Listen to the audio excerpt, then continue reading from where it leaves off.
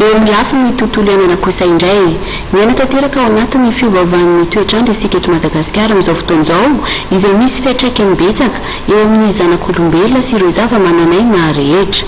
Mitondra ny anjara birikany amin'ny fiarovana ny tontolo iainana ny ministeran'ny fampianarana ambony sy ny fikarohana ara-tsiansa tamin'ny alalan'ny fambolekazo omaly. Vola Ravoavy. Manamafy ny asa iadina amin'ny fiovaovan'ny toetrandro ny anivon'ny ministeran'ny fampianarana ambony sy ny fikarohana siantifika. Fiarovana ny tontolo iainana amin'ny alalan'ny fambolekazo ny safidian'ity departemanta ity miaraka amin'ny mpiara-miombona antoka aminy.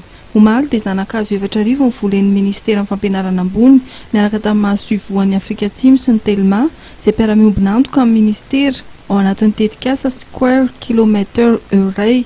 Zava-dehibe ho an'ny fikarohana malagasy, zava-dehibe ho an'ny Madagasikara ny fanombohan'izao fikarohana resaka izao satria maro be zavatra hoentiny io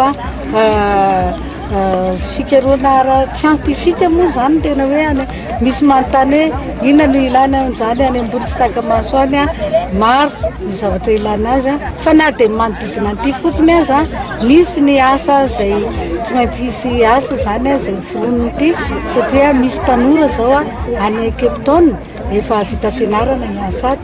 Raha tehivina ny volana oktobra 2024 nanosy ny fifanarana teo amin'ny Telmasy ny ministeran'ny fampianarana ambony ny ampiasana ny antenne Etsy-Rivomamo ampiasaina amin'ny tetikasa SKA. Nandritra ny hetsika omaly teny Rivomamo no nanoloran'ny orinasa Telma ny fanalahidin'ny antenne eny Rivomamo. Isarona ianao manaraka izany hatramin'ny farany ary manana fotoananao manaraka indray. Felo matoboko.